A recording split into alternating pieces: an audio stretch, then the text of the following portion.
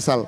DG wi ko Macky Sall Mbondi Dabo wi ko Macky Sall Ablaye An ko Macky Sall donc konon ɗo e hunare leɗe mon ɗe fof wuro mon ngo fof on mbawa heɓtade Sinthiou Bambe kono noon je suis sûr que vous aurez un bon résultat ko belemma tan salminde sukaɓe mon salminde rewɓeɓe salminde également mawɓeɓe wiide en ko baak tan en ndewi ɗo kono ɗo la victoire elle est inévitable enen piyata piyen gongere gonga. Bravo Amadou Samba Kane, bravo les jeunes de Hamadi Hunare, bravo rewɓe Hamadi Hunare, bravo mawɓe Hamadi Hunare ko belem hande janggo ɓawo janggo ha le 31 allahumma salli ala seydina Muhammad. Yoɓe ñif noon yoɓe ala ñife.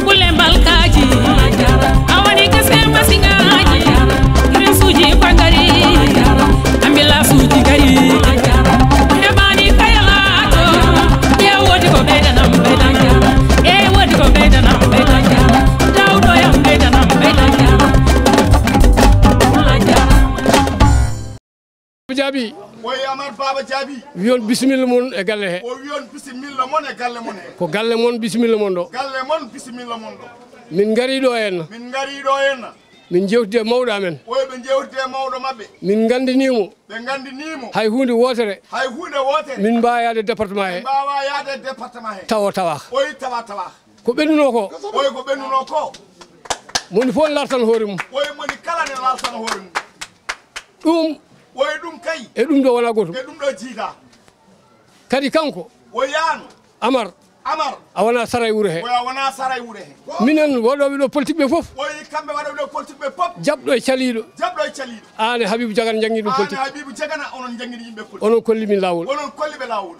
ɗum noon somin gari min mbaɗa woy ɗum noon soɓe gari ɗo ɓe mbaɗa min ciftorte hen ɓe ciftorte hen min gardinma hen ɓe gardinma min teddinma hen min dokkuma gueɗal ma ko poɗɗa hebde ko aɗa handi hen département fo ara ɗo oy département fo ara yima kadi ko wonɗo ko oy ko wonɗo ko ala fof ma waddani ñalade oy moni hen kala wadde mu ñalade Basir Doroli nani oy Basir Doroli nani on baddi ñalade Nasiru ñan nana oy Nasir nana on baddi ñalade kamɓe fof ɗo ɓe fof oy dendagal o limtata mawɗo mabɓe Jakaria Diaw oy mawɗo mabɓe Jakaria Diaw aɗa andi ɗum monsieur ministre Mamadou Talla oy monsieur le ministre Mamadou Talla docteur Daf oy docteur Daf kamɓe fof ɓe ɗo aɗa andi ɓe kamɓe fof ɗum noon teddugal ngal min gaddema oy teddugal ngal ɓe gaddanma oɗo élection oy o élection ko élection mo ganduɗa ko Macky Sall jeeyi oy o élection wona Samba wona Demba ko Macky tan jeeyi puɗɗiɗo oy puɗɗiɗo ene wiye gayni walla gaynani wiye gayni ala gaynani waddetake mo e lartowo oy waddetake e lartowo ene wawi lartowo ara siftortama ni oy on kay yiyatama ni sak siftorma ittantama gueɗal o ittantama gueɗal ɗo noon hande min Mbondi Dabo oy kanko Mbondi Dabo mbeɗa andi omo andi capacité ma oy fodde capacité ma no poti minen ɓeɗo fof min gandi capacité ma oy dendagal ko hufmaɗo aɗanaɗo ko kam fof gandi capacité wuuro ngo ne heewi liduruji oy wuuro ngo ne heewi liduruji hay goto min jettaki eɓeni ko an tan min jetti wonno min gaddi aɗa jogui gueɗal il faut min guittama gueɗal ngal Seydi Diaby Daoud Kesser assemblée nationale hono min kaldi ko adi hande oy o haalde mum ko adi hande gila Dakar oy gila Dakar oy mawnam Amar Diaby oy mawnam Amar Diaby est ce que a yimo oy est ce que a yimo nduwomi alami yahani toon oya waɗi ko boni yaato makko walla noddamo mbimi tawɗo gonga emin kaldanno kono oɗo saaha hay numéro makko mi ala o wi sa waɗi feere jaha to makko saɗa suusi saɗa huula so jamma so toɓo so ilam ya galle makko nde kalami Amadou haalaka Amadou wi ko ɗum jinnomi kala Mamadou Talla ko ɗum jinnomi kalami Basir Doroli o wi kala ko mbaɗɗa ɗum ɓuranimi ɗum noon jaabi min ngari oyi ɗum noon ɓe mbima jaabi ɓe ngari bisimilla ma bisimilla ma ko galle ma kono min bismoma e konngol ma salamu aleykum rahmatullah Abou Konnaté oyi Abou Konnaté ko kaldiɗo min kalda ɓe kalda Abou Konnaté emin kalda hay ñalawma min kaldi kono ko gueso wonno o wino noon ko hiiri fof mo tawɗo Amar ɓe jewtida kala ko Amar wi bug Allah bug muɗum o caggal mum woni o wima Baba Amar wi on bisimilla moon o wi kamɓe Amar wen ɓe kaldiɗo so Allah jaaɓi o y a pas de problème o yi kala kene waɗe mo wat ka go nadu bitu kasamba jaabi o yi mo wat pop o yi o élection garoɗo o yi ɓe gotante o yi Amadou ne jaltata galle o o yi taw Amérique naaɓe noddimo haalde mumen ɓe mbi ɓe gande Amadou ari ɗo diaspora wi Amadou aɗa andi ni fotɓe téléfindemo aɗa andi ɗum o wi so Allah jaaɓi o wi ko waɗata ko o waɗata koye boowal janngo o wi fo arat ɗo gon kay paɓɓe o wi kala ko haalata e wuro ngo o wi tawaɗata tawa o wi kala ko kalata an o wi maɓe tawe o yimɓe pop goyi tan ko gueɗel gotel Amadou wona neɗɗo ñaɗɗo Amadou ne heewi needi so ɓe gotini Amadou so Amadou runtima wonɓe ɗo ɓe yimɓeɓe pop koye probléme wonata oy ko ɗo tan ɗum oyi ɗum e yeeso mon onon oyi fo Amadou heɓano ɗum feere oyi responsable sa darima e gonga oto yaɓɓit gonga ma oyi sa darima e gonga tarnayi o noddima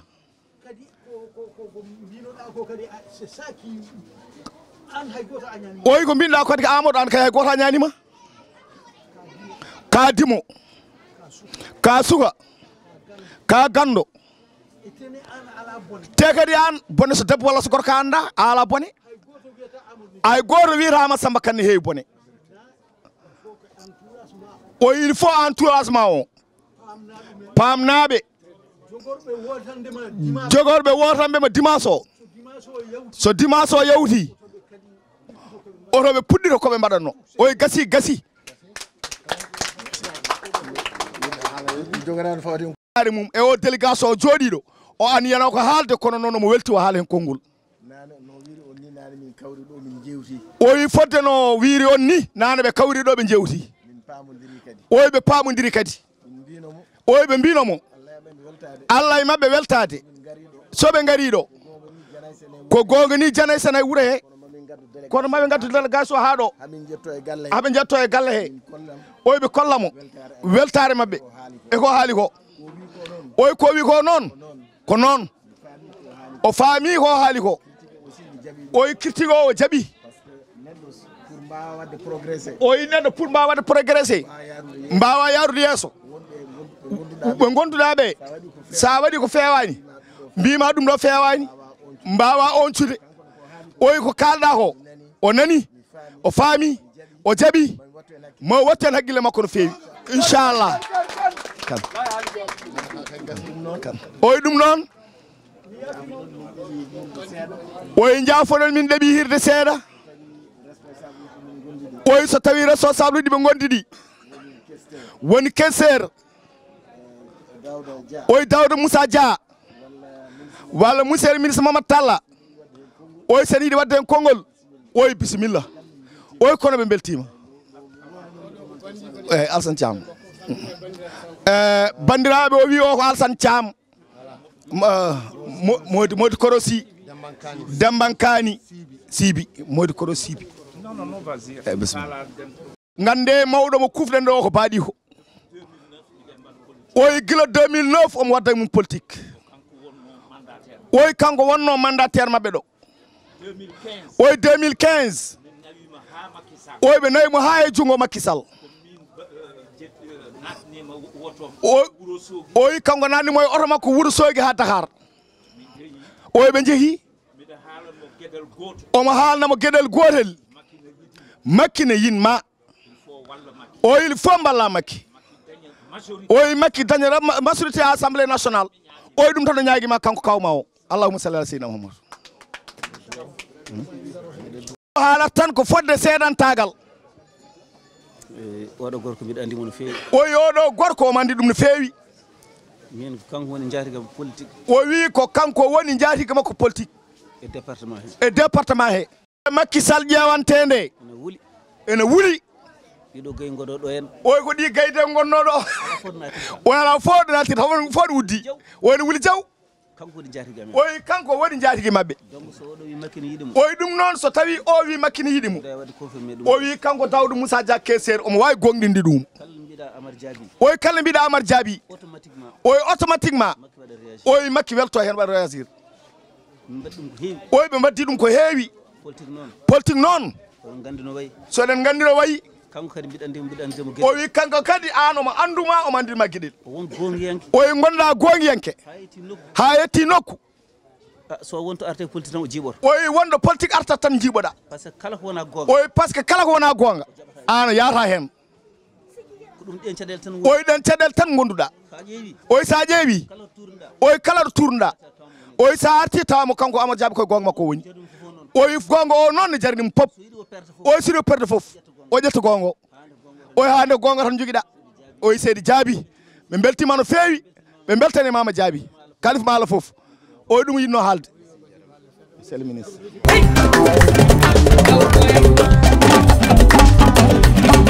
a waɗi forasuji ɓulle mbalkaji a waɗi kase masiŋaji kiresuji pagari ambulasuji gari heɓani kayalato e wodi ko ɓeydanam ɓeydan e wodi ko ɓeydanam ɓeydan dawɗoyam ɓeydanam ɓeydan ayni maadi mi weltima no feewi no feewi no feewi no feewi oɗon gandi ko aada bil aadi hakkude amen ayni mbaɗi ko ni tan wayatno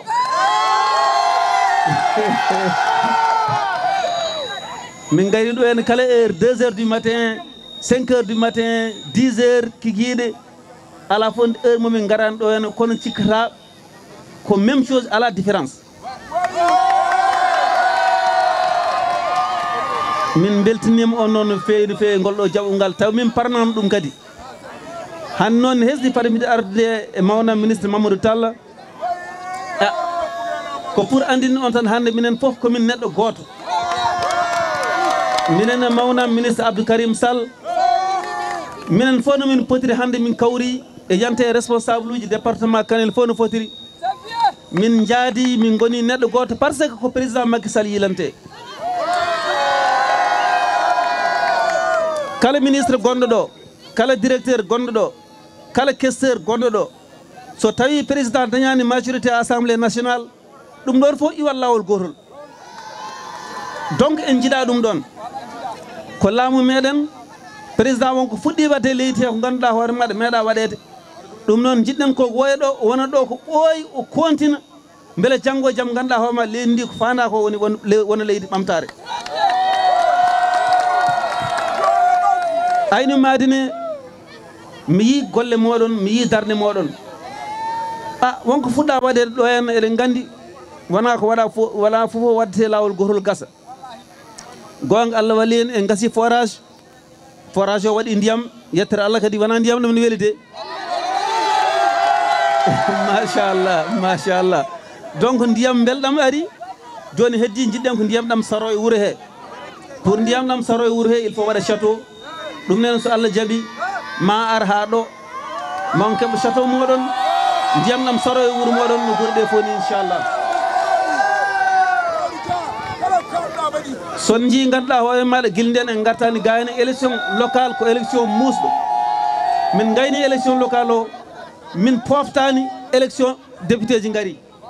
donc hakkunde ɗeɗo saha élection locale o élection député joni ene ɓattodiri ha ɓurti ɗum tagi hay bata wawa wadde hankkadi ko campagne tan min mbaɗa haala hokku min sago amen min dutto e nokkuji amen woni tomin gonnoto après min continue wadde programme o min mbaɗatno ha ko jiɗɗon ko fof keɓɗon so Allah jaɓi vraiment mi weltinima on fof mi yi on fof mi yi on tubab si e joom wuuro a jarama mi salmini aussi Adama Issa kamɓe fof merci kamɓe vraiment somi limi min juumat mi weltima no fewi no fewi no fewi oɗon gandi animadi hakkude mum e Daouda Dia ko ni tan mi salmini on mi jarima on mi weltinima on ha le 31 inchallah enen fof horkaƴere law yo keesuji ɗi kew yo keesuji ɗi kew ndemtoɗen noon koye ndungu gonɗen so tooɓi sen ngami wotoyde ko probléme mawɗo addata gati opposition kamɓe hayso ene wama ɓe jinoto ɓe jaaha ɓe gotoya sen mbiyen gotani tan eɗen mbawi nimsoyde ɗum noon jiɗɗen ko hayso toɓoyi inchallah goto fof yo yaah wotoya ko ɗum tan mbawɗen wadde danden koye meɗen e opposition oɗo kokken président doole ɗe wawi ligganade Sénégal mi salmini on mi jarnima on merci beaucoup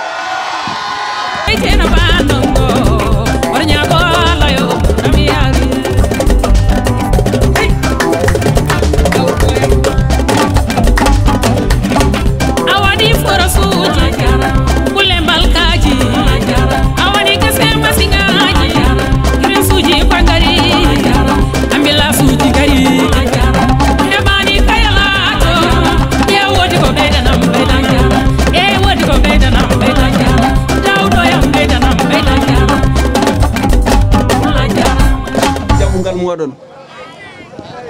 et pourtant ko betta tan komin godi ndewno ɗo tan min cikkuno ko amin mbawi sornade tan min ɓenna nde hono no weeɓani min beltima jaɓogal moɗon min nani kadi ko woni ɗo henna ko par ce que en meeɗa habde ko enen gondi guila 2009 ha joni serdi en ko élection locale il faut yimɓe ganda ko ɗon tan yarata aɗa tawa ɓiɓɓe yumma jiiduɓe yumma e baba so élection locale yonti o yahata o yaha ga heddoto noon ko yimɓe paama so après élection so élection ɓenni yo affaire o fof ɓennide hen par ce que ko rendin en ko ɓuuri hewde laabi sappo e ko serdi en ko élection locale ko hendu ɓenni ko rendiɗen ko enen jiidi ken hoddiɓe ken joom emɗa men kono sehilaɓe enen jiidi bamule enen jiidi juma en mbawa sertude hay so jiiɗi en mbawa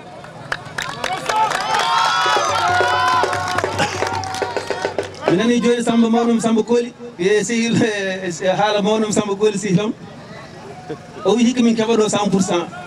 ko gonga so wi noon mbiɗa andi ko gonga par ce que fof gasambiri fof enen gonɗon koye Macky Sall hande ko Macky Sall ƴewante wona min ƴewante wona Mamadou Talla wona Abdou Karim Sall ko Macky Sall ƴewante ko haali ɗo henna ko o faami kanko so tawi Macky Sall heɓani toon député ji kewɗi assemblée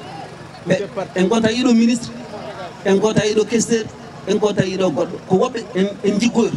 ɗum noon ɓawri enen jeeyi jaggenen ha tiiɗa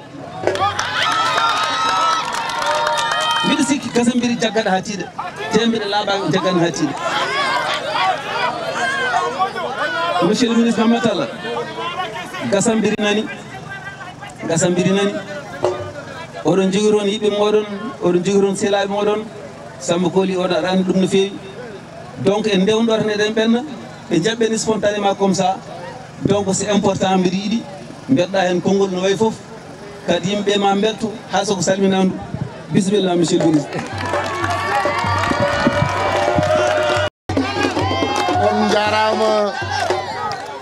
on jarama bandiraɓe Gassambiri gonɗen koye commune questeur Daouda Dia guila naɗɗen hen ha joni mbeɗa woppama tan yo haal won noon ko miñam commune gotum Mamadou Talla Daouda Dia ala ko wi so wona Macky Sall tan Macky Sall hande Macky Sall janggo Macky Sall subaka Macky Sall kikiɗe Benno Bokk Yakaar hande Benno Bokk Yakaar janggo alors Gassambiri noon Gasambiri ɓe ɗo ko wuro suusɓe wuro fellitɓe e nder wuro he haa to ladde to kala ko Samba haala noon ɗo hannde Allah ne anndi ko goonga ɗo nde min ngari ɗo mbimin Macky Sall tan min ndewi Macky Sall 100% oɗo élection noon ko Macky Sall jeeyi ɗum taari noon ko élection Macky Sall ala komin namdi yon so wona 100% 100% Benno Bokk Yakaar 100% avec Samba Koli 100% avec Daouda Dia 100% avec Abdou Karim 100% avec Mamadou Racine Talla min beltinima on min beltima haɗon wawi hadde min ndewno ɗo kono min mbawa diwde wuuro mon ndewno wuuro mon ko yimɓe suusɓe yimɓe jambareɓe min gari ɗo min garti ɗo kono victoire o ɗo omo laaɓi Benno Bokk Yakaar Benno Bokk Yakaar Macky Sall Macky Sall Macky Sall bravo les amis wala do resna pula yetta dawul mustaja pula jara ballo miskine be pulam yetta dawul mustaja pula jara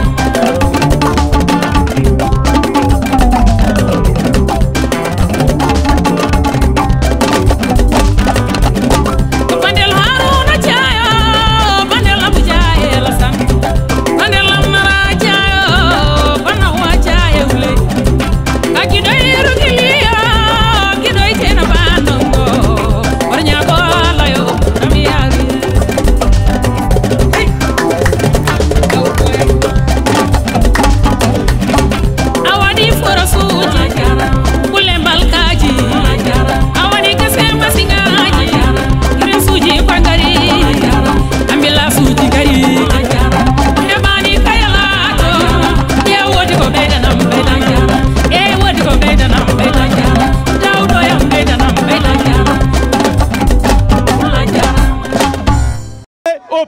de la République à l'Assemblée nationale. Oto hay goro funtu hay goro. Hande so tawi Assemblée nationale naati e juuɗe des incapables ko caɗale wontata en ɗo e Fouta ko caɗele wontata e Sénégal fof.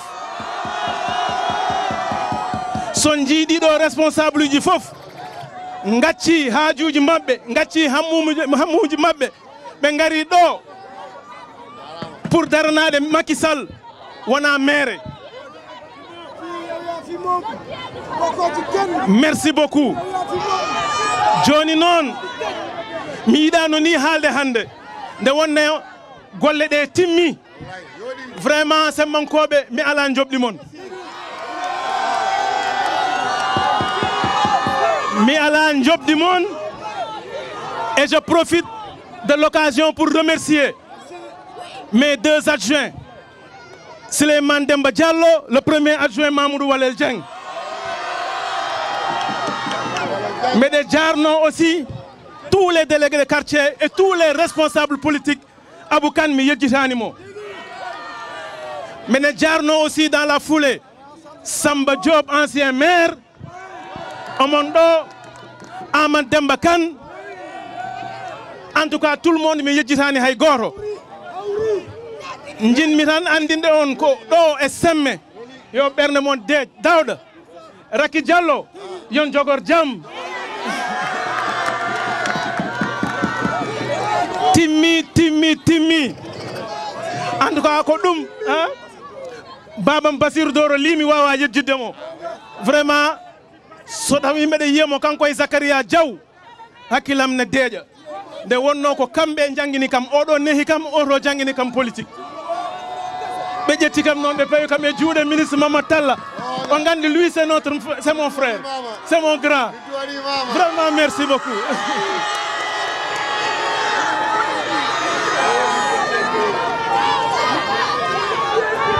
Benno Bokk Yakaar, vive Benno Bokk Yakaar, vive le président Macky Sall, vive Daouda Dia, vive Racky Diallo, ministre Mamadou Talla. Allah jarama on jarama semme gasi ɗo golle ala ɗo. Merci beaucoup. Timbo ye Timbo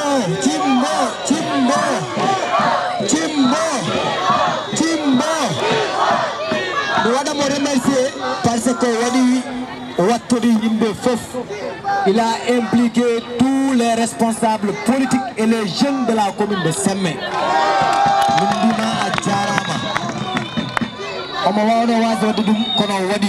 Ça veut dire que l'élection législative, quand on connaît, on le président de la République, le président de la République, ça veut projet et vision du président de la République et du Sénégal, qu'on entend le rêve de Québec, Sénégal, le ministre Mamadou Talla, nous saluons en tant que coordonnateur du comité électoral départemental. Nous saluons questeur, nous sommes jeunesse département de Kanel, à Réobé, nous sommes Hamen nyagi on dende dental mon yo on gonga Kanel nabe naftoro ugabe Kanel nabe naftoro Réobé département Kanel nabe naftoro Hamenay golle min badi on assuré ko maire wido ho ko dum wodi wurongo y a pas de ko neddo goro tiagal le maire Habib Thimbo victoire 100% inchallah au 31 juillet le pardon ministre Mamadou Talla a jarama mo weltinima questeur mi weltani mama e golle mbaɗɗaɗe en jiniren en jewtidino mi winomo semme ko semme maɗa sukaɓe wonɓe toon e mawɓe foof sa jaaɓi kamɓe foof an mbawi jawdude maɗa ɗum woni ko woni hannde ɗo henne ko goto foof hokke teddugal muɗum ha timma goto foof yiye adda ko jogui ko min ko noon mbanmi hot kaƴere won heɓe waɗi ane kadi a waɗi noon semme laaɓi ceer mi yiɗo hen mawna men e ɓoymi liggudade Samba Diop Amadou Demba Kane mi yiɗo hen Dieynaba Thiam Samba Ly ɓeɗo foof hannde ko ɓeɗo wonno ɓe cippirton ɗo hen hannde kamɓe foof on goni mbuɗo goto dans l'intérêt du président de la République son excellence Macky Sall par ce que ɓe paami oɗo élection wona élection hay goto ko élection président de la République min arno ko campagne gon hankkadi en woni hankkadi campagne gasi ala komin mbiyata hankkadi komin kalata ɗo hen gasi ala 100% kay hankkadi campagne ala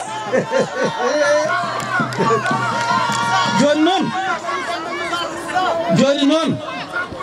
e wonko jimi haali on tan noon jaafuɗo noon ko ñoore min ndewi no hunade mbaɗama Samba Kane ala ɗo de o ala ɗo de min ndewi no hunade won wonnoɓe woto banggue min jeehi toon ɓen mbi hankkadi jaaɓi enen garta e men jaaɗen liggono président Macky Sall min beltima no feewi no feewi so nani daɗam nde toon mi weɗemi félicité kanko Amadou Samba Kane ko rewi hen ko noon ɓe mbi owɗi keeɓi ɓen hankkadi département Kanel kala commune gonɗo ɗo henna ko kamɓe piyata mbimi yo waaru seesa somi ɓenni commune hot kaƴere komi dewo commune Semme ɓawɗunomi ɓennani commune Semme taw mi yaadi gon ɗon ko mi susa haalde kono en hulɓini kono noon ɓawɗi mari ha ɗo mi yimo jiimi ko ko wino toon kanko ardoton ko est ce que oɗon jaɓi ɗum on jaɓani de Semme wonata numéro 1 ko ñorno oto hay goto haalani hunade ha gaynen sen keeɓi 100% mbiyen hunade en keeɓi 100% mi salmini on fof mi jarni on salam mankoɓe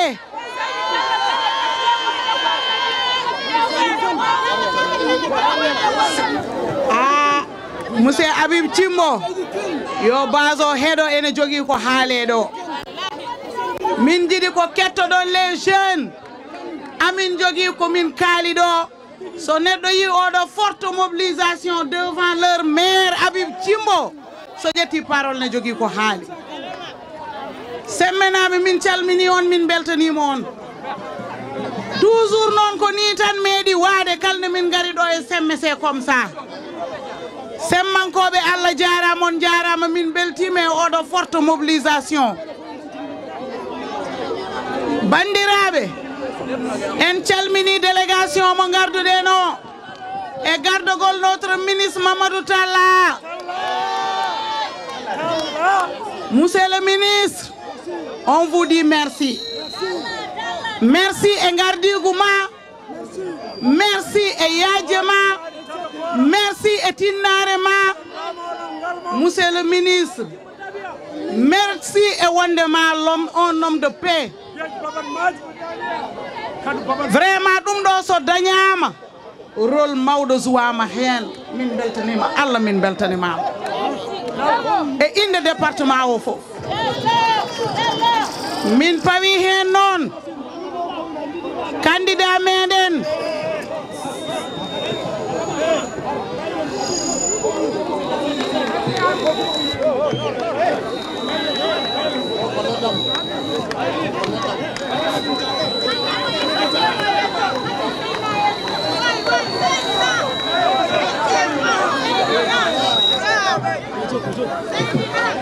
jonnon min pawi hen hono candidat meɗen hono questeur Daouda Dia kanko woni candidat départemental kanko ardi liste département de Kanel. Merci monsieur le questeur, Allah jarama annena jarama, min ji darde ma, min ji tinnare ma e vraiment famodirde may ministre meɗen ministre Mamadou Talla.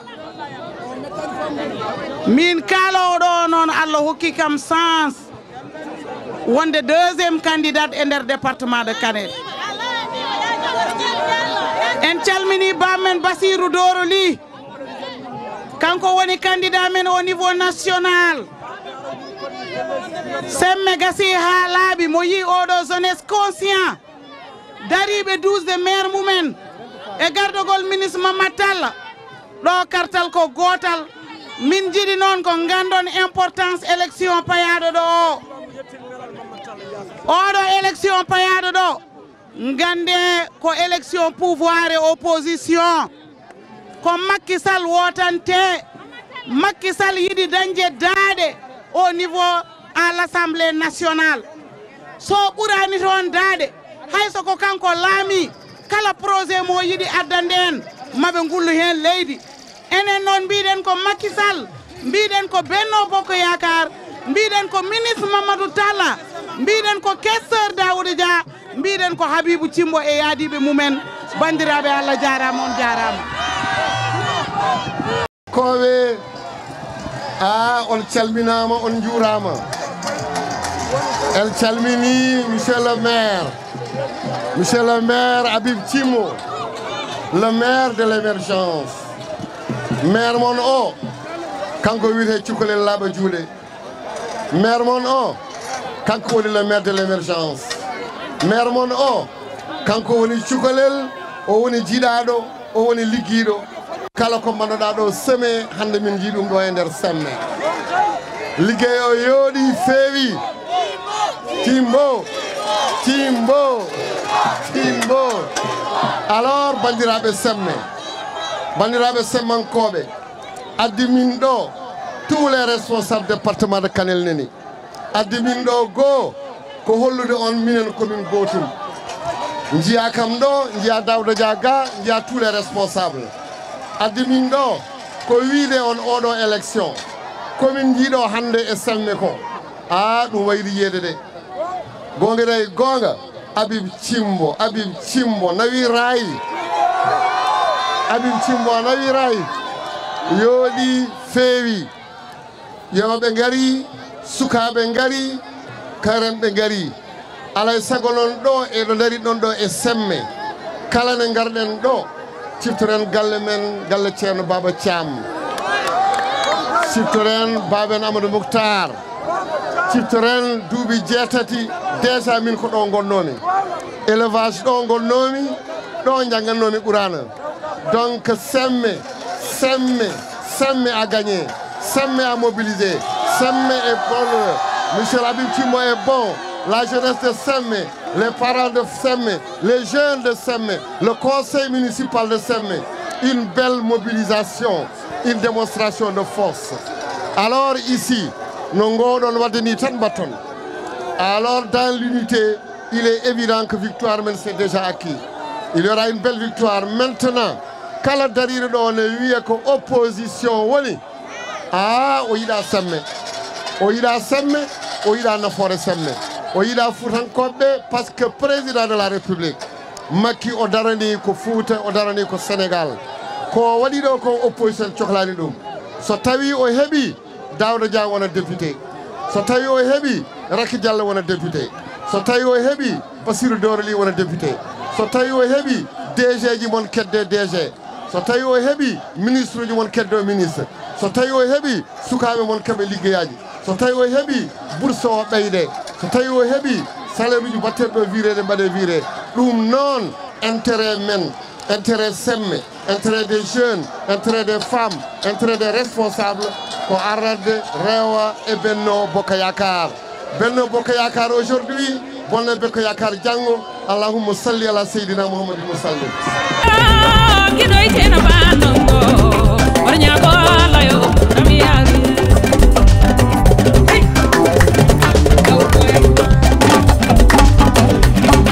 awadi forasuji kulembal kaji awadi kasemba singaji resuji pangari ambila suji kari hebani kayalato ye wodi ko beda nam beda e wodi ko beda nam beda dawdo yam beda nam beda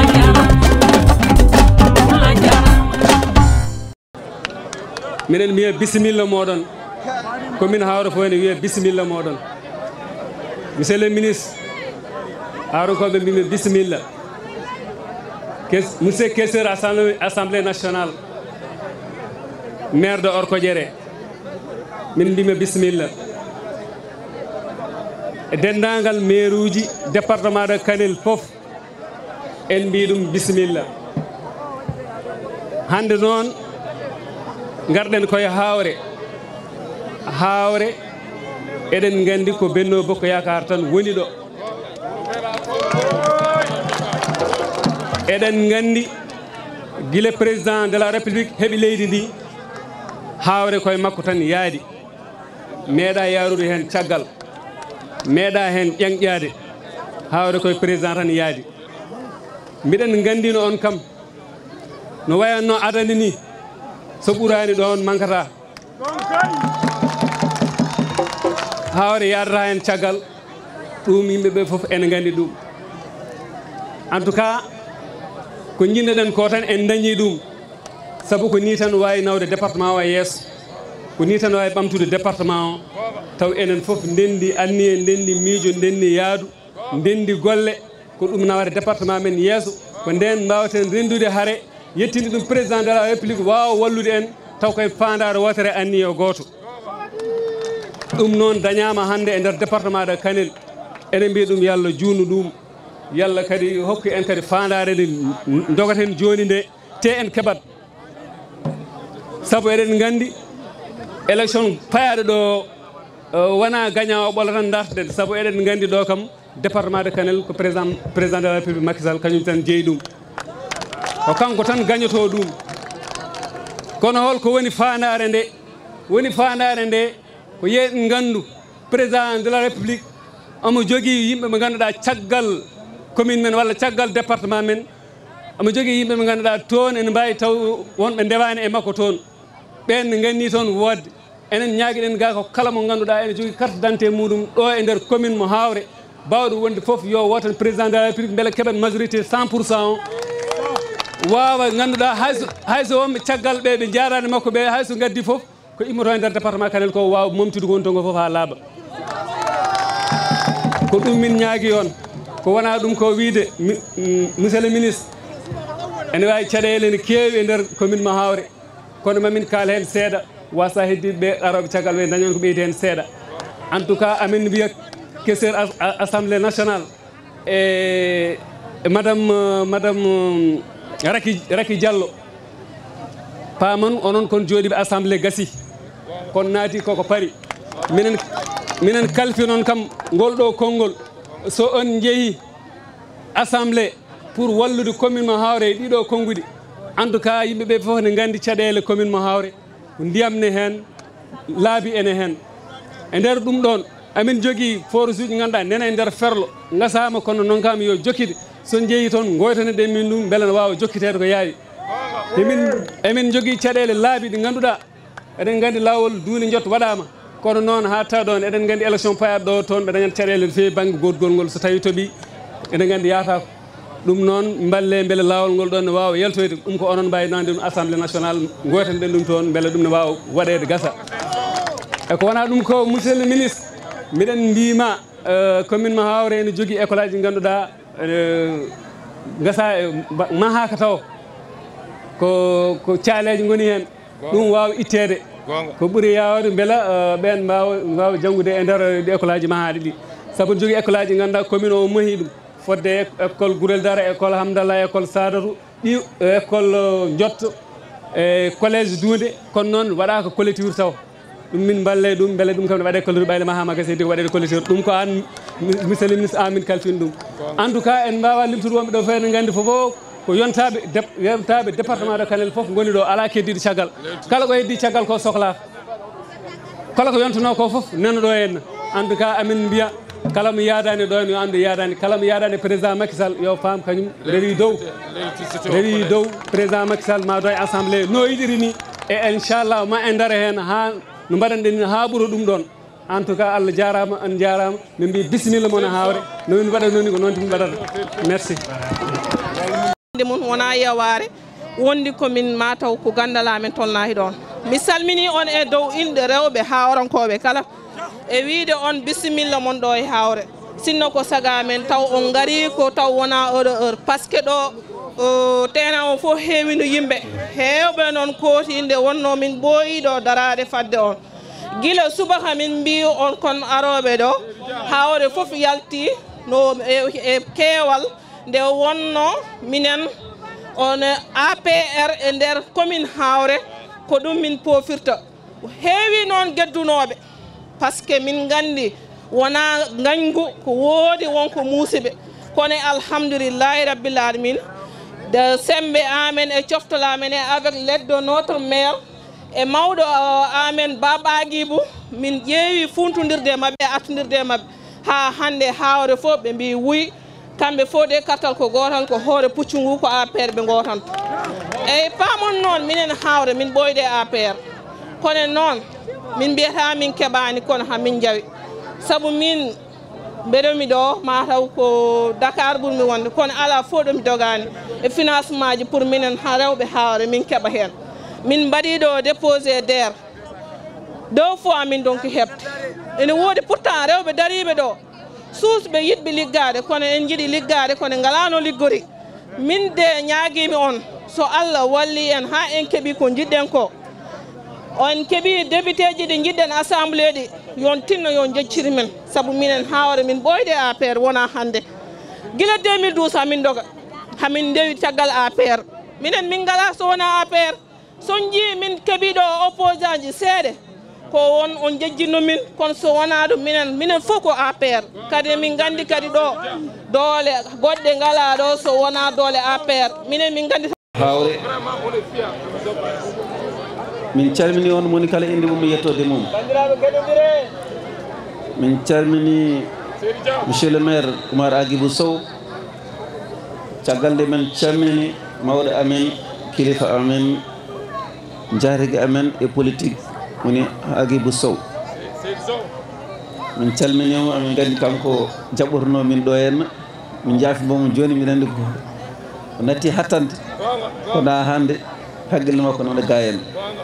peeje makko kadi duwaw makko fof no ga hen ɗum noon Baba Aguibou min calminima min calmini kala responsable garɗo ɗo henna debbo hen e gorko hen min calmini jeunesse hawre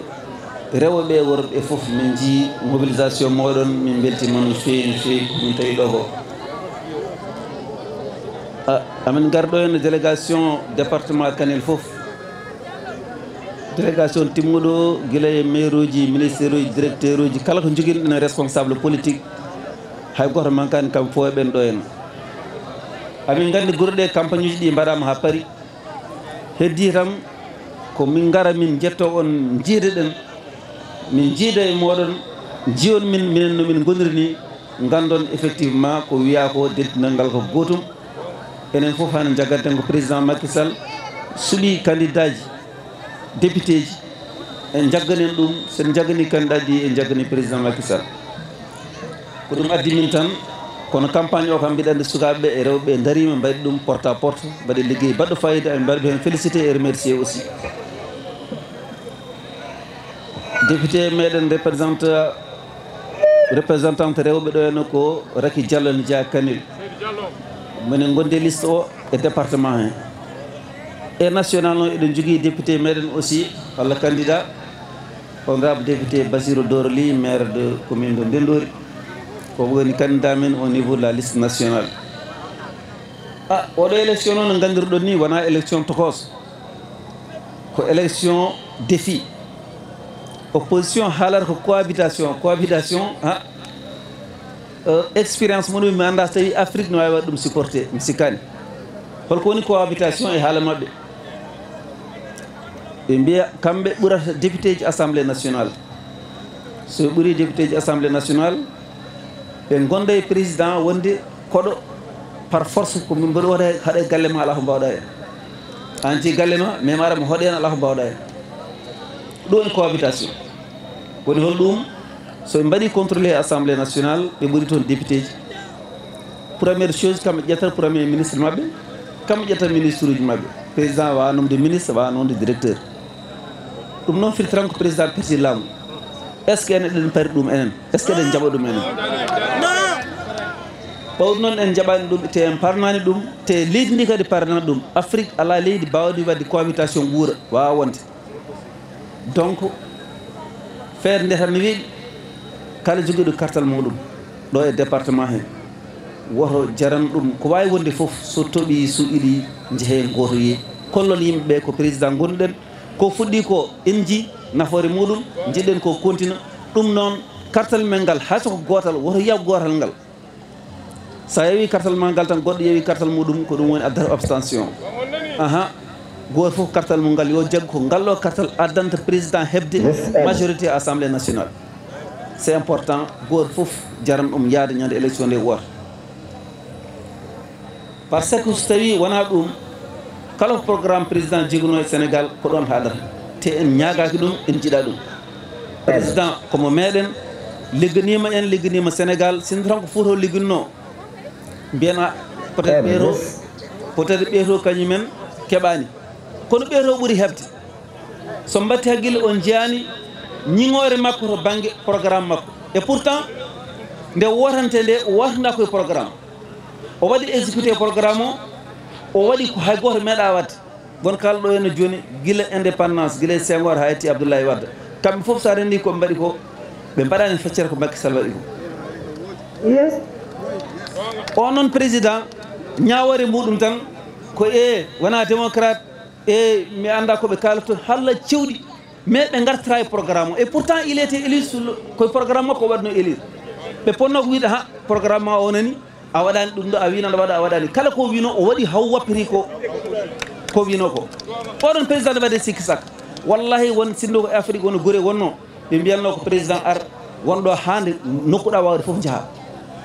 so winde ko goɗɗo wonno kadi hawnaki a mbawi wiide noon mais ɓawdi noon amin gandi aɓe gandi en kalta kono eɗen haala men tan ko carte meɗen joguiɗen ko enen jeeyi enen goni majorité aussi e Sénégal sen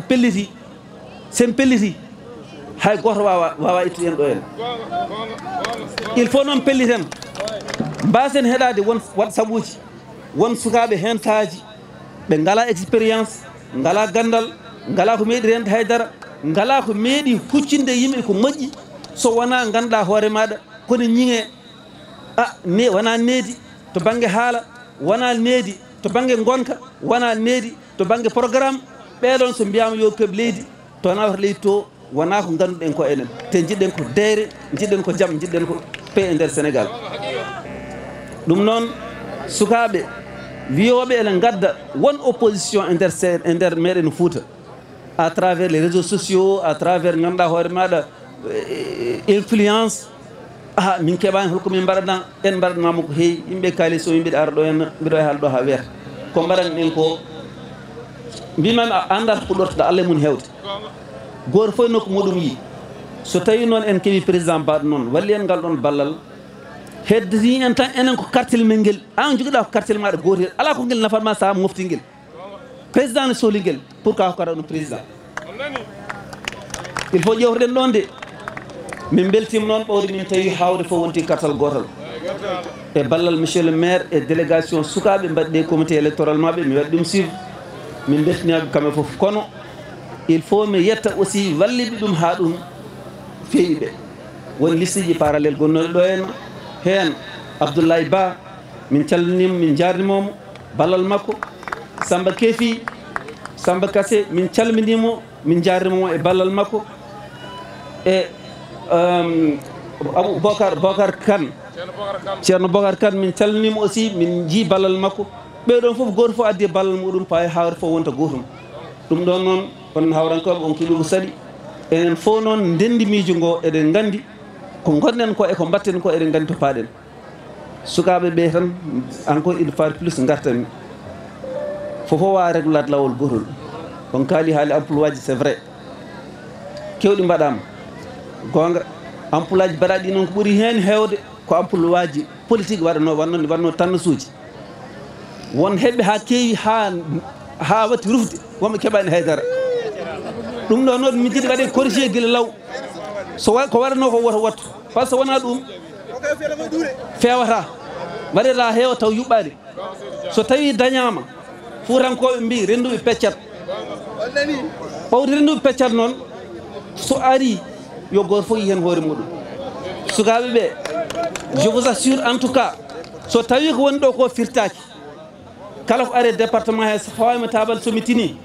mami mbaɗ feere commune fof goto fof heɓa gueɗal muɗum settimi sukaɓe goto feere muɗum sabiyono jaari. Bismillahi rahmani rahim. Alhamdulillahi rabbil alamin. En calmini bandiraɓe ɓen hawre eɗen puɗɗoro noon salminde mawɗo men ganduɗa kankoni mawɗo mo ardi bonnani. So tawi en mbi hawre eɗen kaala politique guila en jibinaki mbiten ko bammen Agibou Sow. Bammen Agibou Sow gila min mbeɗa yara 8 ans mbeɗa ɗo e semme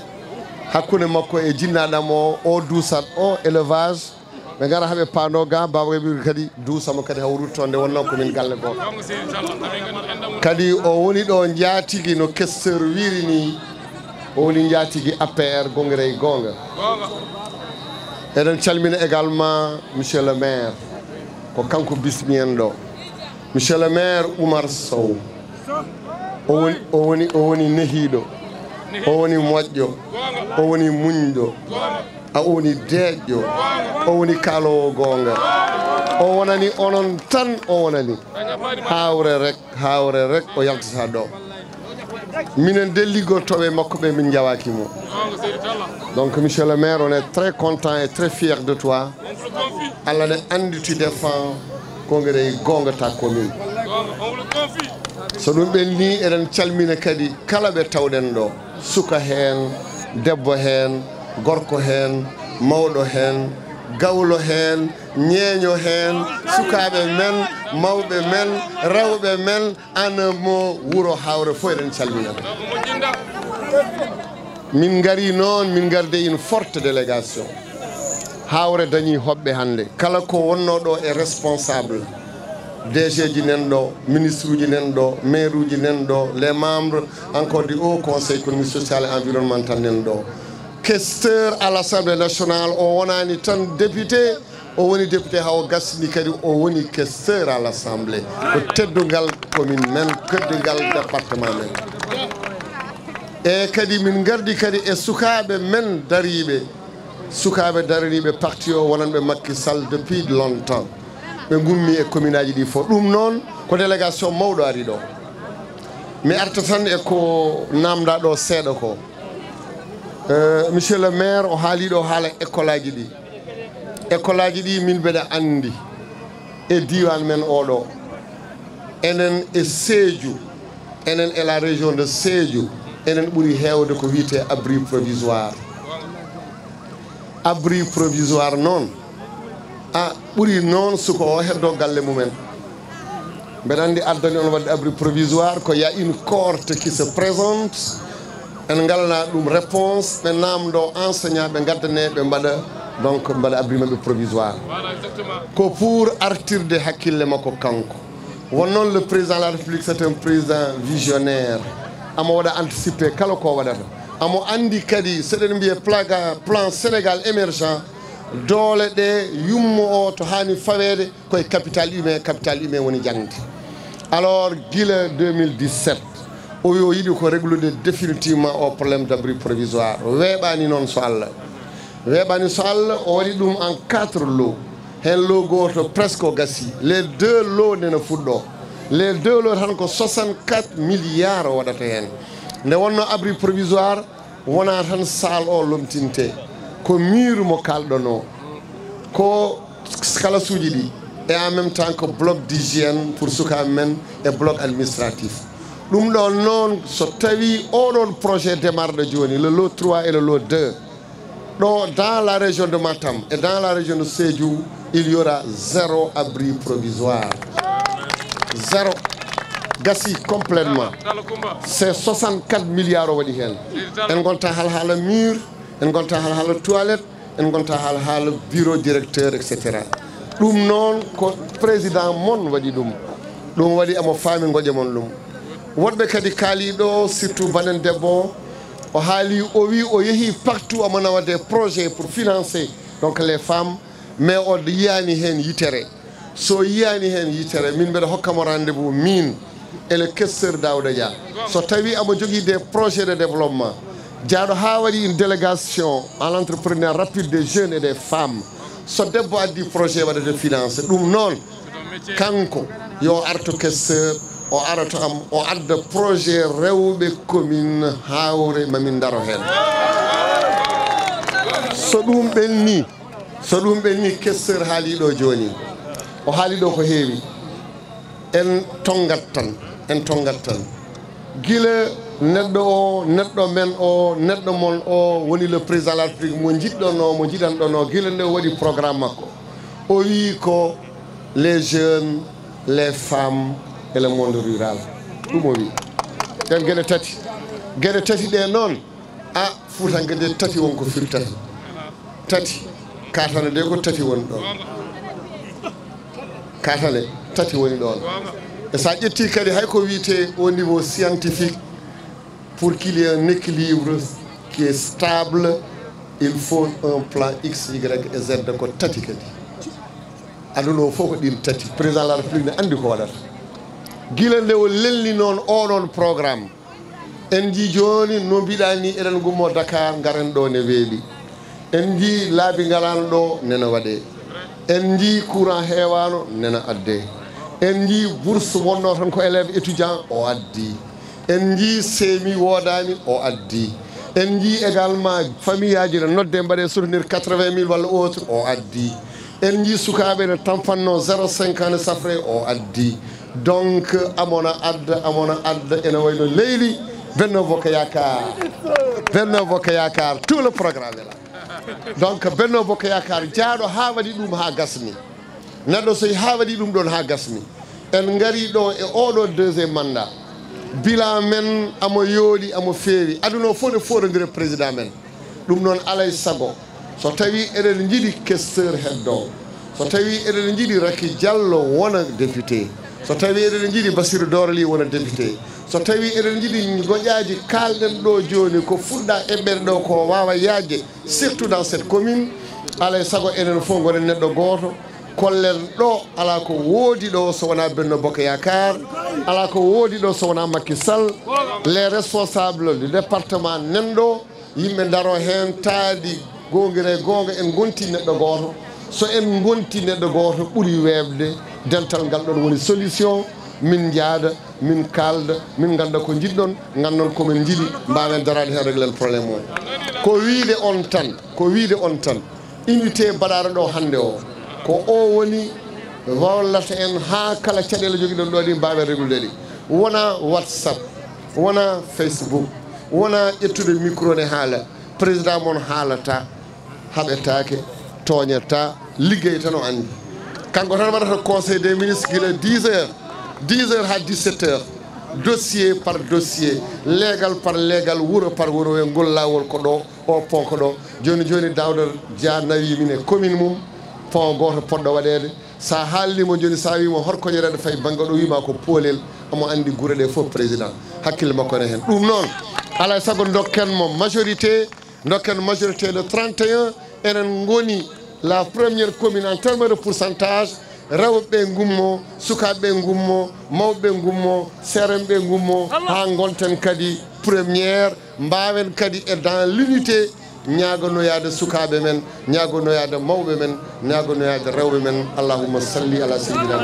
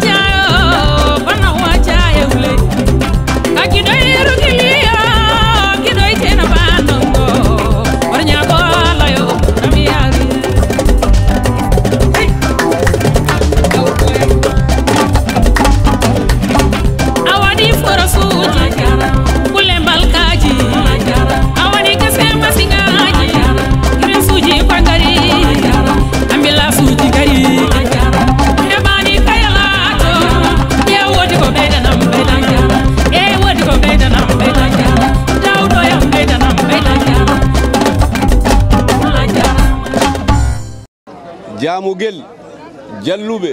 duunde ha yetti Yasin Lakke ko ɗo jeeyami min ko ɗo janngumi école ɓurmi andirede ko Alassane Samba Yero woynu mon rawande yimɓe fof ne gandi so ɗum ɓenni ko ari ɗo hande ko mi sikki ɗum meeɗa heewani yiyeede dental bangal dani ari ɗo ko dow originaux ko originaji ɗiɗi Benne Bokko Yakar gila e APR ari ɗo ko original Daouda Dia on waɗetake présenté ari ɗo ko original Mamadou Talla ko keynam minen gonduno France minen pelli toon 2008 ha 2012 Mamadou Sadio Diallo neni ko joom taski wona jeddowo ɗum original noon wona copie copie ni wiyene hokke barke yo waɗe légalisation kono hay so waɗama légalisation copie ko copie tan ɓe ɗiɗo noon so gardima Macky Sall darni ɗum mi sikki Fouta ɗo jalluɓe Jamugel ha yetti jorol kartal mankata ɗo gila e Dekkal Ngor ɗum ɗon Jamugel naaɓe jalluɓe naaɓe ha Duunde mi junnotako ko ñande dimanche ko ɗum tan woni ko nafata en ko nafata Macky Sall hay kartal gotal wata manku hay kartal gotal wata manku nden sa immima Wourossogui aɗa feewi Bakel aɗa waɗa 6 heures de temps e kallu hande so wona jawdi falima watta ɗo une demi heure min commune mo Ɓokilaje 80 temedere fof hen capanɗe jeenayyi wuuro waɗi jeygue ko sabu Allah e sabu Macky Sall e mboɗo yetta Baba Diallo directeur de ASER on walli kam commune Ɓokilaje hande ala wuuro jookingo gonala fof waɗi de piste dernier piste batteɗo ko baddaɗo e hono piste Duunde o ko alana Bonji 15 kilométres gasiɓe goni koye wadde des ponts ɗum lowre meeɗa hebde ɗum gila e Ngalandou Diouf gila e Blaise Diagne ha yetti Ablaye Wade min meeɗa ɗum yi lowre mankirano ko ndiyam ha hande ne manki ndiyam ɗamne min cippirama min mi waɗi transféré boyli kewɗi Dande Maayo avec coopération espagnole mi sikki Ceñaf régli Wuro Mbulere régli Bonji mi waɗoyi forage Bonji to wiyete commune de Moudéri à 12 kilomètres à 30 millions heddi noon mboɗo wanma interrogé mboɗo waɗa interrogé o il faut ndiyam ɗam ara mi addino toon ONG ne wiye APIT ɓe gimmi ko Casamance mbaddume maɓɓe tubakoɓe mais hamin larta 152 millions ndiyam ɗam ara boñji ɗam ɓenna ha alana ko ɗum reglata probléme amen hande noon on dewi o ɓeydoto il faut qu'on tonne 200 millions kono ɗum kam onon mbawi ɗum président Macky Sall mi waɗa erago kanko wawi ɗum probléme amen ko lowre ko ndiyam go'o hande ndiyam janggo ndiyam ɓaawo janggo 60% est réglé mais on banggue il faut de l'eau donc ballon min on dewi réglé le plus rapidement possible ko ɗum ɗo woni ko jinɗon ɓeydude hen mboɗo salmina kawam jooke min ko ɗo jeeyami ko ɗo ɗaɗam puɗi ko ɗo janggumi école primaire 60 ha 66 mbami entré en 6e jaami guiƴam men ko Sokola Diallo en Demba Amadou Kane en eko way noon Allah jarama on jarama Jamguel naaɓe layo mbimi kelleyam duniya e ko mer mi yetti Allah joomam kolidaraji ndendi mbimi goni nenɗo goro koni yani e meɗen yo furane yaru yes mbimi ndentenayi koye gonen nenɗo goro kolidaraji meɗen ndenti goni nenɗo goro mbimi yani e meɗen yo furane yaru yes keseram Dawdo yam ɗum ɗo ko belema men dije jehen ceɗɗo jeere beñu ganna il faut min gulna ha wula jagganam ɗo hilam jiɗɗumi darniɗumi no feewi ha so wala ɗo hen mi siftoramno woni Abou Sall to France mi salminimo no feewi kono ko ɗacci gaw ko aussi bonnani mi salmini miñam jiɗɗum sehilam aussi woni Alassane Sall nonne to banggue rewɓe toon hay toon jasani mi salmini représentante moɗon tiɗɗo coftuɗo mo huulata meeɗa hettiri caggal hay lawol gotol mélange parfait burundaise congolaise sénégalais donc Fatimata Dembel Kane mi salminima a jarama hande weeli kono aussi hanke jittaki amin gonno e mawɗo amen dusnoɗo min matato kadi ko mango ari tan kono kala tomin nanno e falde he e diwan he o duusi min ha oɗo saaha Allah wallimo ɓesgu makko fof rendi woni Baba Dioké Dieng miɗa salminama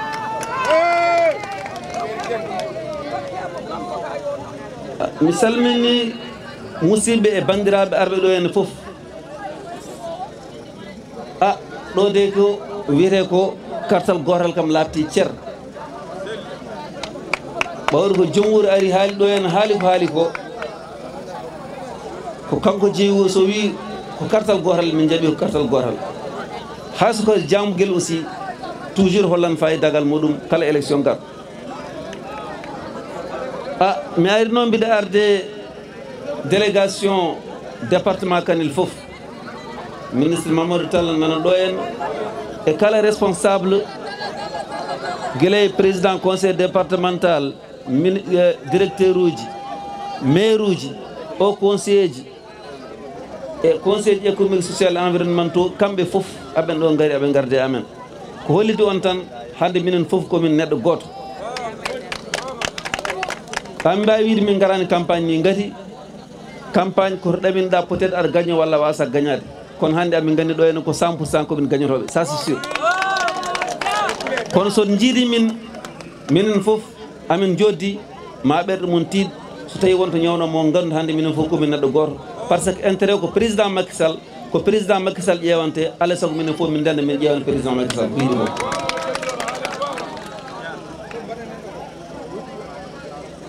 élection oɗo noon mbiɗa arde banam debbo ko on gondumi e liste heeɗo e département ene wiye Raky Diallo ene jeeya Kanel Raky tawi aɗa ɗo henna walla tawi aɗa woɗɗi bon min dacca ha gongol tawi ɗo e noon moƴƴino yimɓe jiima ngati aussi aɗa jogui ɗo rewɓe nan ɗo henna janggo e jaam aussi il faut garta e mabɓe donc Raky il faut se préparer étape garawo ka kalowo ɗum ko liste départemental o kono kadi amin jogui e liste national o Bassirou Dorli ɓurɗo andede Yero Lidel to commune Ndendori on woni liste on e liste woni koye liste national eɗen jiiɗi gagnade département o kono kadi eɗen jiiɗi e liste national he Bassirou Dorli ɓenna par ce que en jiiɗa hay goto kala ko fate poste oji kala ko fate dañal ɓamtare hay goto en gagnanta so ene ara e département meɗen toɓo yuuri foof yo yuus yo artan yo yetto par ce que sa ƴettani ko goɗɗo ƴettata pourquoi ƴettata wadde ƴetten oɗo élection noon ko élection ɗeɓɗo hulɓinade enen en kulani ɗo henna kono won nokkuji goɗɗi hulɓe par ce que opposition nan naati toon en haali haalullaji ene puɗɗi bonnude haqqillaji yimɓe ɗi jimmi noon ko ɗum wasi yettade ga henna wasi yettade sukaɓeɓe enen ko dañƴen président Macky Sall ko wona hunde wemde te enen laaɓimi so tawi wonano kanko en mbeɓata dañde ko dañƴen ɗo henna ko neɗɗo noon toujours ko yawde woni alay saago yawat tan gurdama ko noon wayi kono ko dañƴen ɗo henna ko hande so wonano kanko en dañata ɗum rien ko ngol ɗo lawol tan Alassane Mbaye Thiam man ɗo hen ɓe sallinamo min gummotono Dakar min gara ha Wourossogui o wi o wawa yaade ko ɗon o walata so fini subaka o waɗa 2 heures temps walla 3 heures temps hade makko yettade ɓokileji hande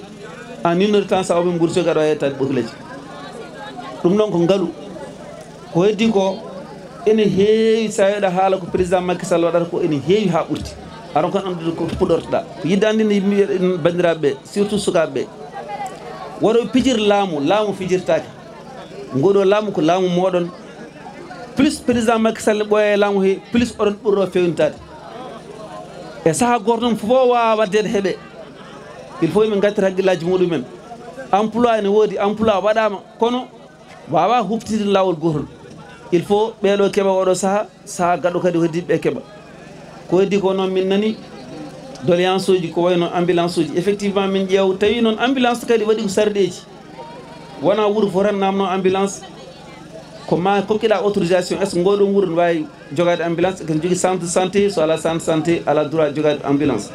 ɗum ɗon ma réglé ha para so ɗum waɗama noon en sa ambulance uji ɗi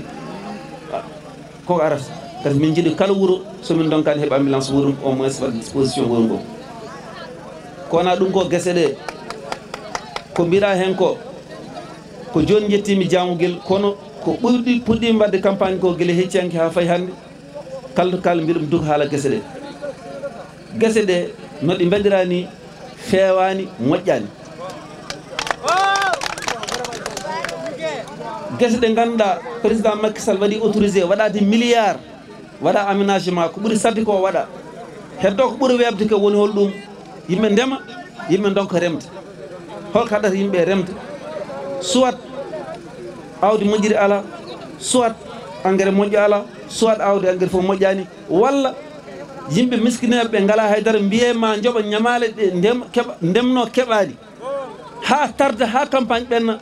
mbiya yo ndem so ndemi guese muɗumen ɓennuye e dabbune wasa huftude walla ɓennuye e ndungu fofo bona lawol gotol ɗum ɗon nandi koye sabotage ko ɓuri wadde doole ko so waɗama président waɗi ɗum ɗon ko heddi ko vraiment forano wonde probléme ɗum no amin mbiya toppiriɓe ɗum ɓe en tout cas somin jii assemblée min kaalin ɗum komin haaltoɓe min goppataka hen sowona régla gati ɗum ɗon ene wiye milliard uji noon adda ne waɗa e département Kanel milliard uji ne adda waɗa e région de Matam kono mbiɗa ɗi en jiyani nafoore muɗum haydara